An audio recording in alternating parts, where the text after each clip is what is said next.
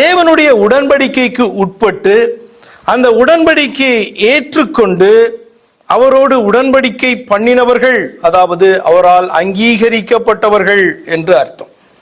உடன்படிக்கைன்னா என்ன? ஒரு set of terms பாத்தீங்கன்னா ஒத்துக்கொள்ளுகிறதான காரியம்.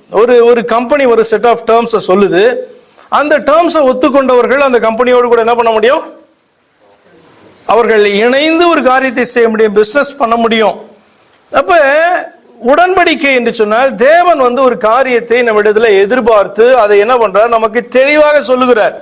அதை ஏற்றுக்கொள்ளுகிறவர் என்ன பண்ண முடியும்? அவரோடு கூட ஐக்கியப்பட முடியும், அவரோடு கூட இணைய முடியும், அவர் கொடுக்கிற வாக்குத்தத்தத்துக்கு சுதந்திரராக முடியும். தேவன் உங்களை பார்த்து என்னுடைய பிள்ளைகள் என்று சொன்னார்னா அது என்ன அர்த்தம்? உங்களுக்கு தெரியுமா அது உடன்படிக்கை என்று? ஆமா, உடன்படிக்கை. தேவன் நம்மை பார்த்து இது என்னுடைய ஜனம் என்று சொன்னார் என்றால் அது அவர் நம்மோடு கூட செய்கிறதான உடன்படிக்கை. நம்ம என்ன செய்யணும்? நீர் என் தேவன் என்று சொல்ல வேண்டும், அவ்வளவுதான்.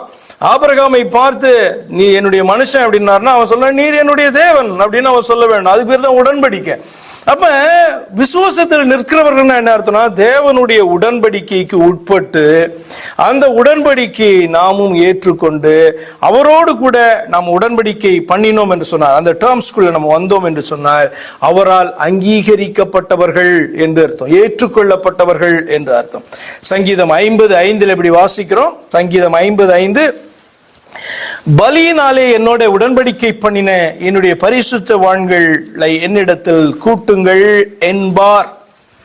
இது பாத்தீங்க அப்படி சொன்னா பழைய ஏற்பாட்டு நாட்களில் தாவீது என்கிறதான ஒரு தீர்க்கதரிசி சொல்லுகிறதான காரியம். பலியினாலே என்னோட உடன்படிக்கை பண்ணின என்னுடைய பரிசுத்தவான்களை என்னிடத்தில் கூட்டுங்கள் என்பாராம். ஏன்னா அந்த நாட்களில் தான் தேவாலயம் நிற்கிறதே. தேவனுடைய சமூகத்துக்கு அவருடைய பிரமாணங்களின்படி என்ன பண்றாங்க? பலிகளை செலுத்துகிறார்களே.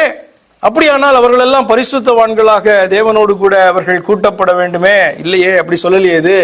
அப்படியானால் அத்தனை இஸ்ரவேலர்களும் தேவனுடைய உடன்படிக்கைக்கு உட்பட்டவர்களாக பரலோக ராஜ்யத்திலே பிரவேசிக்க கூடியவர்களாக அவர்கள் மட்டும்தானே இருக்க முடியும். அப்ப இது தீர்க்க தரிசனமாக வேறு காரியத்தை அறிவிக்கிறது, அந்த பலியை அல்ல. அப்ப பலியினாலே என்னோட உடன்படிக்கை பண்ணின என்னுடைய பரிசுத்தவான்களை என்னுடைய ஜனங்களை என்னிடத்திலே கூட்டுங்கள் என்பார். என்ன உடன்படிக்கை? சிந்தித்து பாருங்க. லூக்கா 22:20 சொல்லப்பட்டிருக்கு, போஜனம் பண்ணின பின்பு இயேசுவானவர் பாத்தீங்கன்னா பாத்திரத்தை எடுத்து பாத்திரத்தையும் கொடுத்து, இந்த பாத்திரம் உங்களுக்காக சிந்தப்படுகிற என்னுடைய இரத்தத்தினால் ஆகிய புதிய உடன்படிக்கையாய் இருக்கிறது என்றார். இப்ப இதுதான் அப்போஸ்தலர் 20:28 வாசிப்பீங்க. தேவன் தம் சுய ரத்தத்தினாலே சம்பாதித்த சபை, மீட்டெடுத்ததான ஜனம் என்று. அப்ப இயேசுவான் அந்த பூமியிலே பாத்தீங்கன்னா நமக்காக தம்மை ஒப்பு கொடுத்தார் அல்லவா? அந்த அதிசய நிகழ்வை தான் இந்த நாளில் என்ன பண்றோம், நம்ம கொண்டாடி கொண்டிருக்கோம். அந்த நிகழ்ச்சியை தான் நம்ம கொண்டாடி கொண்டிருக்கிறோம். அப்ப லூக்கா 22 நம்ம வாசிக்கிறோம், அவர் பாத்திரத்தை கொடுத்து, இந்த பாத்திரம் உங்களுக்காக சிந்தப்படுகிற என்னுடைய இரத்தத்தினாலாகிய புதிய, அப்படின்னு என்ன அர்த்தம்? தம்முடைய சரீரத்தை இந்த பூமியின் ஜனத்திற்காக ஆண்டவர் கொடுத்து அந்த நம்முடைய ரத்தத்தை சிந்தி, இதுதான் நான் உங்களோடு கூட பண்ணுகிற உடன்படிக்கை.